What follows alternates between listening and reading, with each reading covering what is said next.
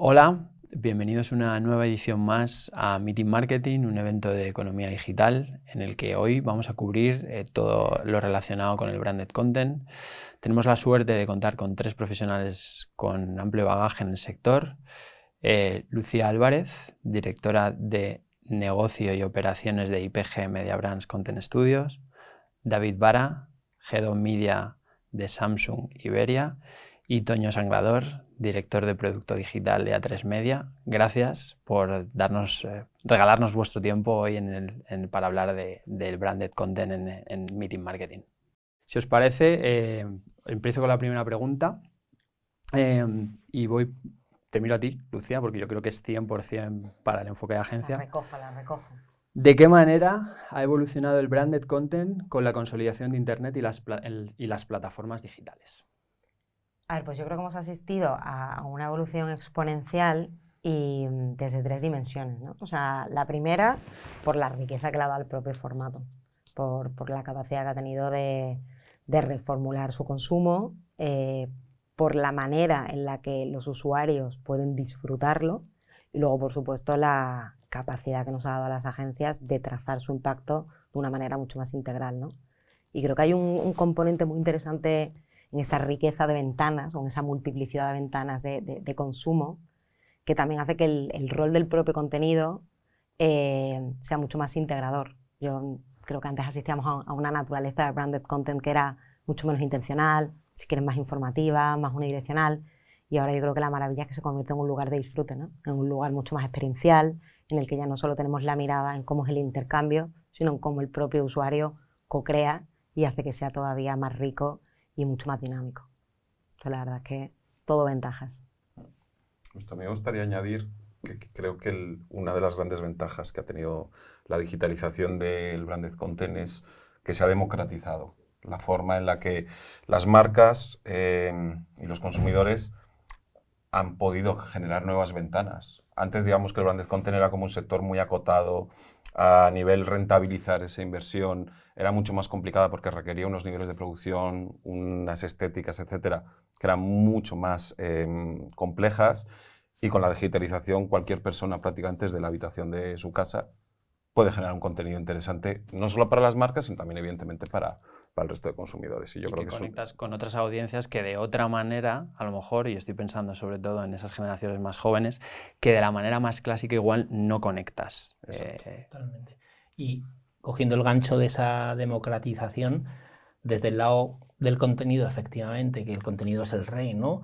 Y ahora todo el mundo es capaz, entre comillas, ¿no? De hacer branded content, desde los microinfluencers, el user-generated content, y luego, por supuesto, los grandes players, las grandes productoras que ahí le aportan ese punto de calidad, ese punto de credibilidad, pero también la democratización desde la distribución, ¿no? La distribución, la hiperdistribución. Nosotros desde A3 Media, pues obviamente haces una tipología, una narrativa para la televisión a lo mejor, pero luego en social media estás impactando al usuario con su narrativa, en TikTok, etcétera, etcétera. Y luego YouTube. Bueno, hay múltiples posibilidades, entonces totalmente de acuerdo con lo que decís, sí. Pues voy con la segunda pregunta. ¿Cómo creéis que está transformando la tecnología el papel de los medios en un entorno de constante cambio como el que vivimos en la actualidad?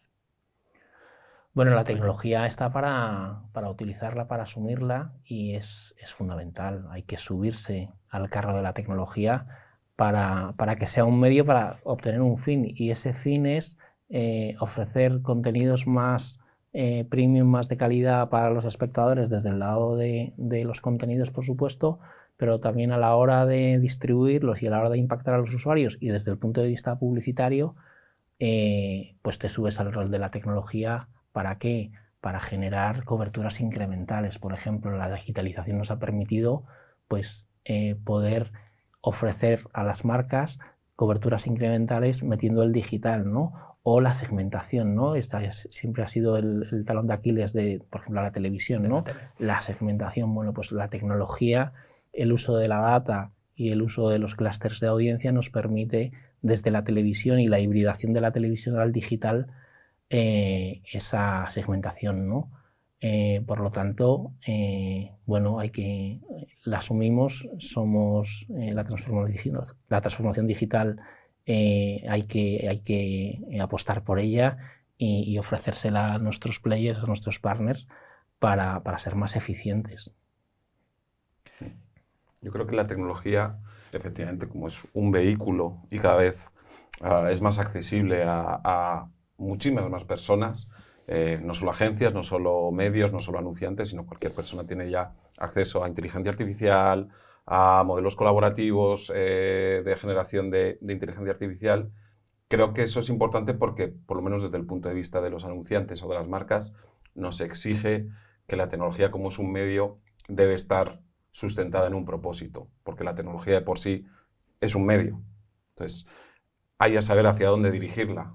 En el caso de Samsung, como fabricante tecnológico, nuestro propósito se basa en cómo nuestros productos, cómo nuestros dispositivos sean capaces de mejorar el día a día de las personas, y ese es nuestro propósito. Entonces, la tecnología está enfocalizada exactamente en eso. Evidentemente hay una parte de negocio, pero digamos que cuando tú dotas a la tecnología, cuando tú dotas a todo lo que haces de ese propósito, la tecnología la puedes vehicular de una manera mucho más efectiva. No solamente desde el punto de vista de utilizar la tecnología porque es la tendencia o porque ahora se está hablando de inteligencia artificial o porque dentro de X años hablará de lo siguiente, sino que si tú tienes tu propósito, la tecnología irá variando, pero tú tendrás ese camino. Entonces, ha acelerado que todo el mundo se ponga las pilas respecto a para qué quiero la tecnología, ya sea una marca, ya sea un anunciante, ya sea un medio. Todo el mundo tiene como un poco claro hacia dónde quiere utilizar esa tecnología.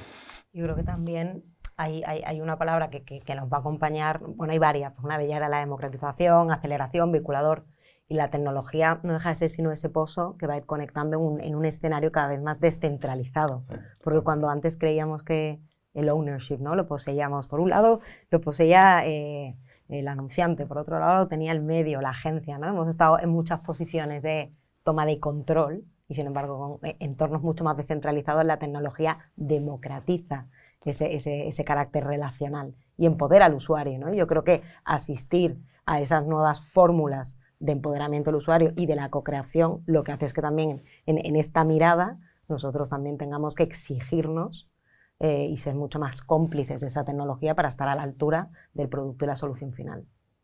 Totalmente.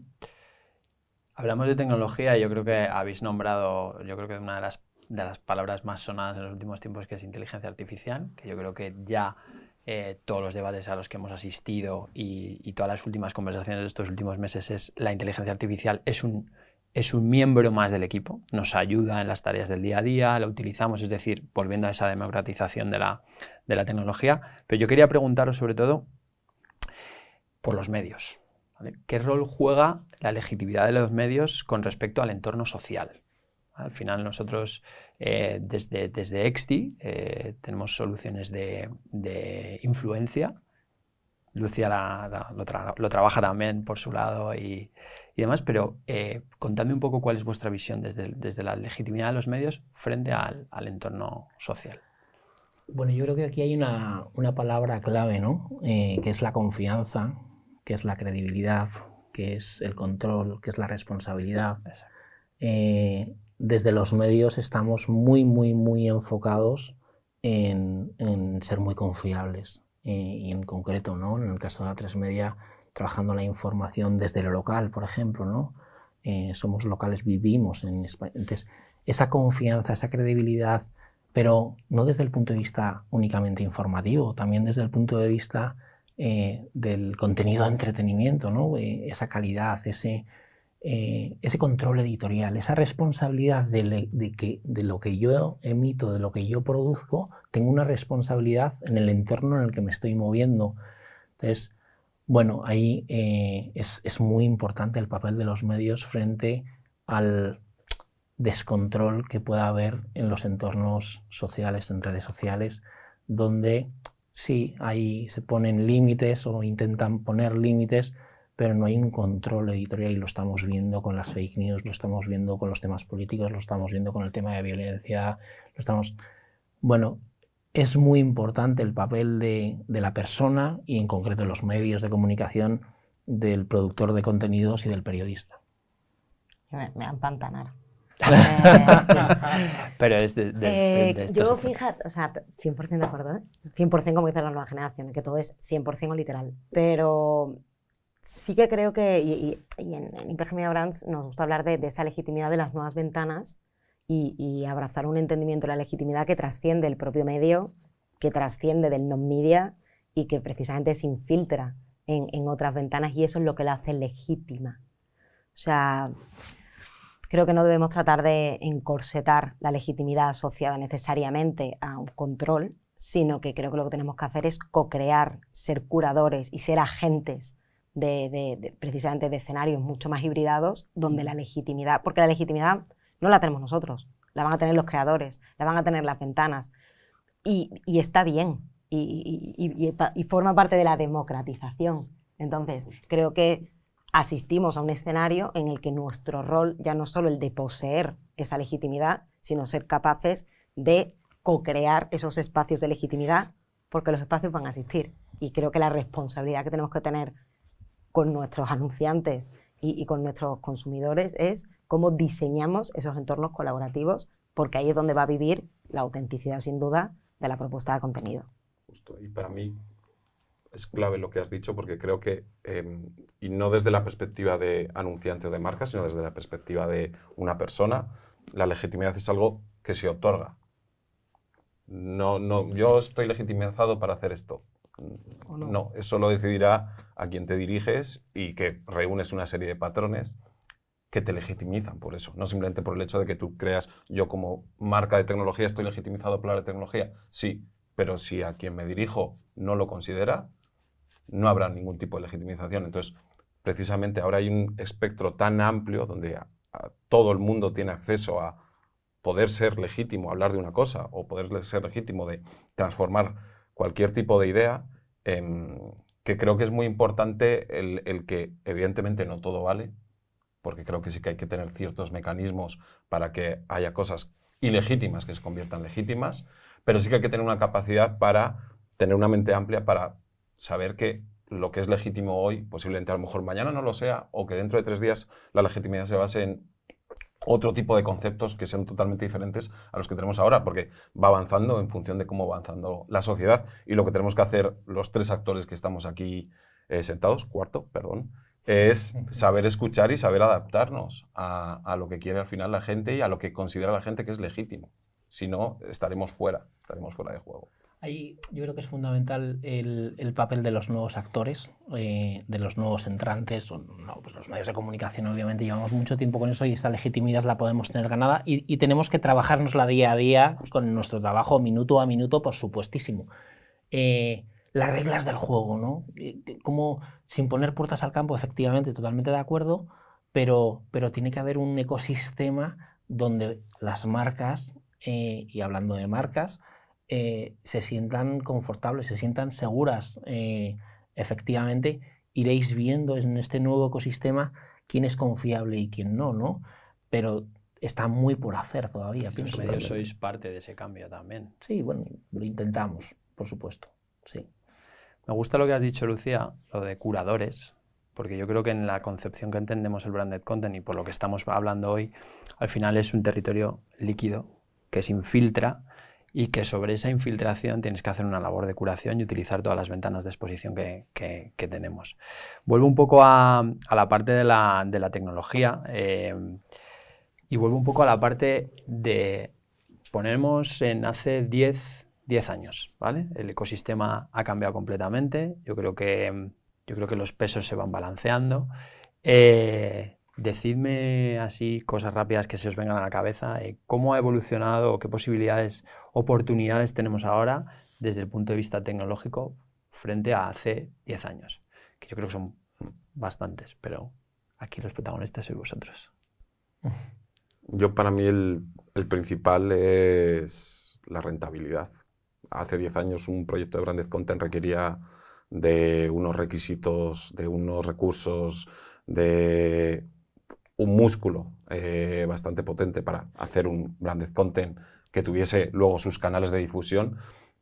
Ahora todo eso es mucho más sencillo, se ha vuelto todo, no requiere tanta producción, no requiere tantos recursos, simplemente lo único que requiere, que yo creo que ese es el verdadero esfuerzo, porque la tecnología, no nos olvidemos, es solo un medio, es ¿qué quieres? O sea, branded content y la tecnología son medios para conseguir o para transmitir un mensaje. Si tú tienes claro ese mensaje, puedes hacer un branded content con una producción brutal o hacer un branded content con una producción mucho menor. Pero evidentemente si hay una idea que engloba todo eso, haces que todo tenga mucho más sentido. Entonces, para mí, ahora yo tengo muchas más ventanas a la hora de generar contenido que las que tenía hace 10 años. Precisamente es porque tengo más posibilidades, porque hay producciones mucho más sencillas y hay tantas ventanas. Antes, digamos que las ventanas de difusión eran muy limitadas.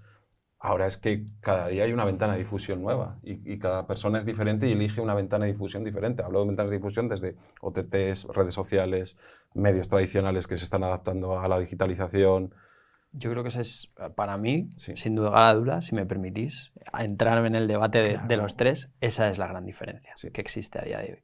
Porque además, lo que o sea, un poco entendiendo la concepción, de hecho, si lo miramos o sea, si me vuelvo a la presentación del estudio de la BCMA de Scopen, que fue, creo, si no recuerdo mal, en diciembre, una de las cosas que me llamó la atención, en la parte de branded content en concreto, era que todo el mundo estaba cada vez más familiarizándose con lo que era el branded content, entendiendo el branded content, las acciones del branded content, pero curiosamente,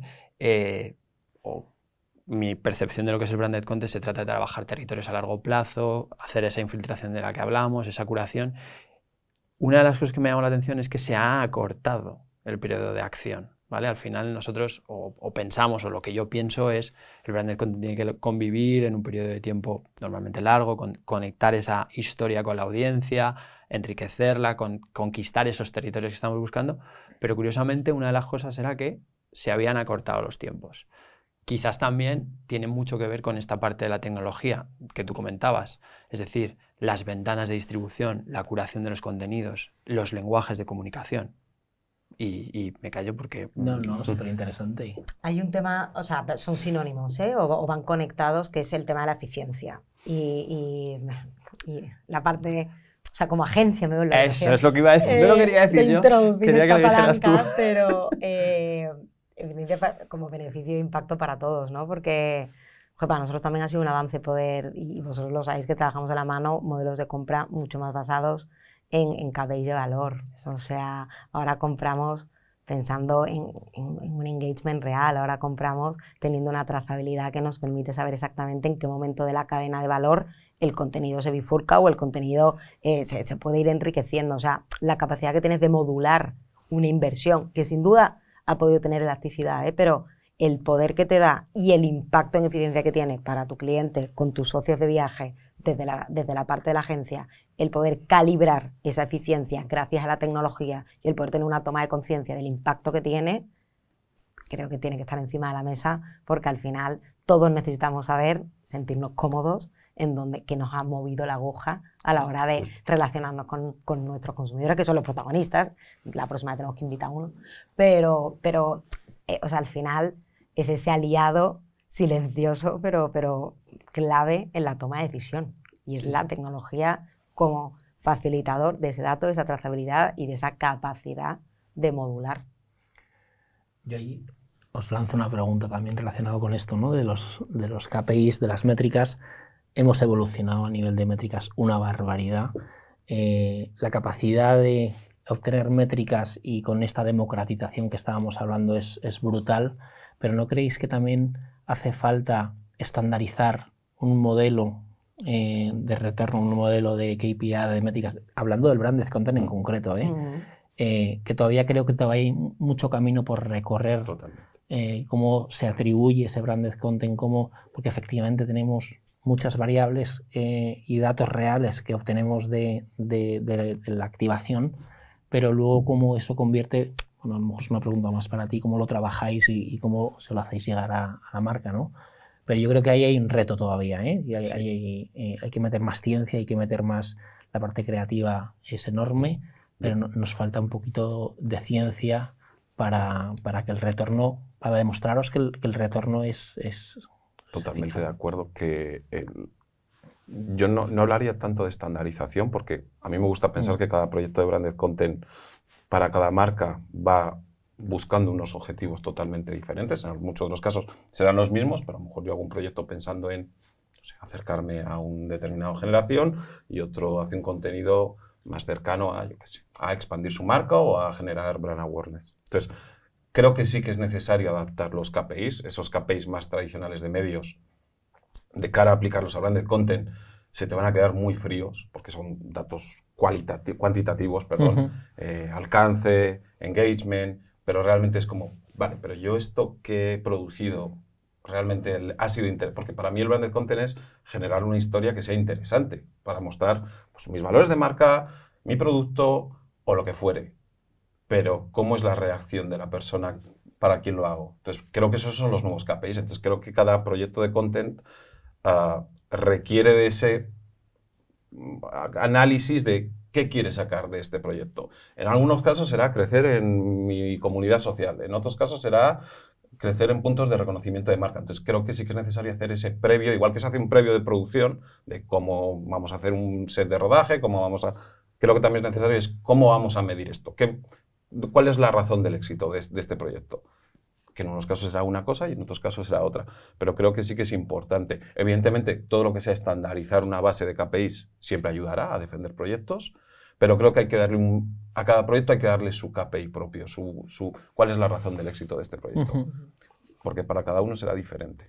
Y creo que estandarizar en temas de contenido no digo que sea un error, pero creo que nos puede hacer caer en KPIs tradicionales. Claro, has alcanzado un 70% de tu audiencia. Vale, pero ¿les ha gustado? ¿No les ha gustado? ¿Quieren que repitamos? ¿Quieren que hablemos de otra cosa? O es que a lo mejor quieres conquistar otra audiencia a través de un proyecto de contenido con la que quieres conectar, porque no has encontrado la forma de llegar a esa audiencia. Y para mí lo bueno, linkado con todo lo que llevamos hablando, es que la tecnología es un arma muy poderosa en este caso. Antes digamos que estábamos más limitados a la hora de establecer KPIs porque había una serie de fuentes muy determinadas. Ahora tú básicamente puedes medir todo lo que quieras. Entonces, es simplemente tener claro qué quieres aprender de este proyecto, dónde está el éxito. Pues, básicamente, me está liando el móvil, un minutín, que nos quedan poquitos minutos. Os quiero hacer una pregunta sobre todo a ti, David. Yo creo que está muy enfocada en la parte de anunciante. ¿Cómo podéis los anunciantes aprovechar estos cambios en el lenguaje y las dinámicas comunicativas, al hilo de lo que hablábamos, para conectar con esas audiencias? Pues mira, yo creo que no es tanto qué podemos hacer, sino qué debemos hacer. Porque poder, ya nos quedamos atrás. O sea, estamos obligados como marcas, los anunciantes, a... Yo creo que hay como dos fases muy diferenciadas. Una, escuchar y entender. Escuchar, evidentemente, pues los nuevos lenguajes, los nuevos códigos. ¿Qué le gusta a la gente hoy en día? Eso es clave, escuchar. No solamente, no juzgar, simplemente escuchar. ¿Qué hay? Y porque ahora hay un acceso a insights súper grande, cada día hay ventanas nuevas, las modas van cambiando, las tendencias cambian. Entonces creo que es importante estar siempre con una escucha activa. Después para mí es muy linkado al escuchar, es entender. Entender no solamente lo que están diciendo, sino en qué posición estoy yo respecto a ellos como marca. ¿Puedo hablar en su mismo código? ¿Estoy legitimizado para hablar el mismo código o no? ¿Tengo que adaptarme? ¿Puedo adaptarme como marca? Yo creo que es una serie de preguntas y entender en qué posición estás tú respecto a los consumidores. Y lo tercero ya es, una vez que tienes adquiridos, participar. Creo que ya lo de la comunicación unidireccional marca-consumidor está más que muerto. Ya son diálogos. Hay infinidad de ventanas para dialogar con ellos. Entonces, simplemente es desde la legitimidad y desde la sinceridad como marca el poder acercarnos a ellos. Porque es lo que yo creo que sobre todo la gente de la generación Z, la generación alfa, lo que más van a demandar a las marcas es poder tener un diálogo con ellos, no simplemente que me quieras vender algo, sino tu producto está muy bien, pero aparte de ese producto, ¿qué hay detrás?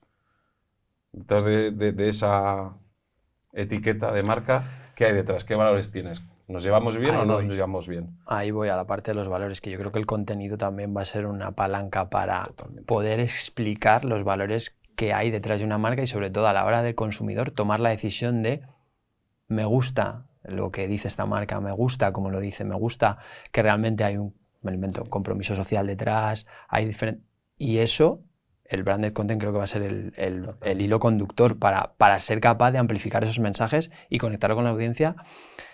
Y no sé si podemos medirlo de alguna manera en esa... Ahí Lucía sabe muchísimo más que yo. Nosotros lo medimos, no os preocupéis. Pero para tomar esa decisión. Para mí, como representante de una gran multinacional, donde muchas veces lo que nos pasa es que lanzamos un mismo mensaje a 189 mercados diferentes, el branded content lo que nos permite es, esta es mi razón de ser a nivel global de marca, pero ¿cómo soy en España? ¿Cómo me acerco al consumidor de España? Y el branded content, al ser un contenido generado de manera local, o sea, nosotros somos hiperdefensores de que hay contenidos que tienen que ser contados de manera local y hay que adaptarlos a la realidad local. Que es la única manera de conectar con la gente, porque sí, Samsung a nivel global transmite unos valores, pero Samsung en España, ¿cómo es? Es muy diferente Samsung en España, lo que es Samsung Portugal, por ejemplo. Son valores totalmente diferentes. Hay un valor por arriba que es intrínseco a todos, pero el contenido lo que nos permite es cómo quiero que me perciban exactamente en este mercado. Y es la mejor ventana, porque eso no te lo va a poner un spot en televisión o un banner. Te lo va a generar el contenido, la transmisión de valores. Entonces yo creo que es súper poderoso el branded content para las marcas que precisamente lo que quieren es empezar a transmitir más allá de un producto a sus consumidores, sino transmitir valores. Es que te la voy a linkar con la siguiente. Líncamela. Te voy a quitar, o sea, como tú estás debatiendo, pues te vamos a moderar también. Me he metido un poco... Nada, aquí, pero es un entorno colaborativo. Un entorno Exactamente. colaborativo como el de las marcas. No, que me conecta mucho, David, lo que decía, de esa intencionalidad y esa forma de escuchar. O sea, hablaba, en el fondo estás haciendo un ejercicio de honestidad como marca, también a la hora de aproximarte, y que sin duda es clave para la batalla de la atención, que era otro de los puntos que nos ponías encima de la mesa también, Borja, porque... y creo que también es honesto desde el lado de la agencia entender que lo que tienes que hacer es... O sea, la gente consume desde sus pasiones, no consume desde tu entorno de interrupción.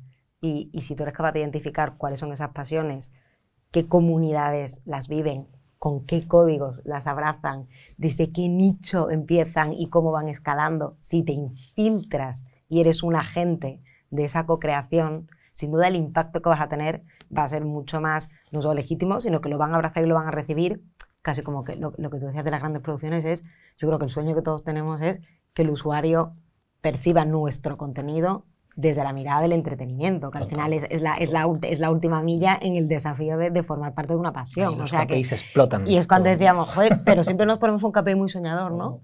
Que nos gusta mucho y es, joder, quiero hacer algo por lo que la gente estuviera dispuesta a pagar, no algo que quiera directamente quitar el botón, ¿no? Esquipear. Y yo creo que esa ambición es la que nos va a hacer ser mejores para el consumidor y para la industria. Y es lo que hay que ambicionar.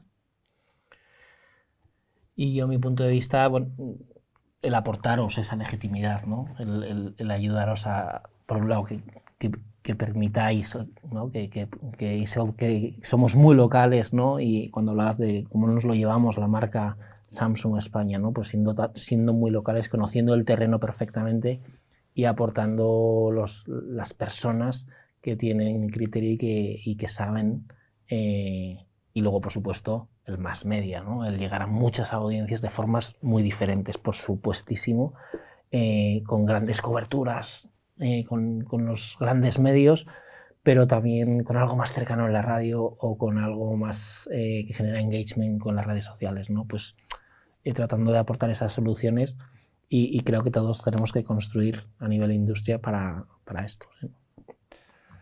Pues yo creo que sacamos muchísimas conclusiones de esta conversación. Democratización, tecnología, infiltración, curadores, legitimidad. Me gustaría daros las gracias a los tres por vuestro tiempo y a Economía Digital también por darnos la oportunidad en este tipo de iniciativas de que podáis compartir vuestra visión desde los diferentes puntos de vista. Así que gracias, chicos, y gracias a Economía Digital.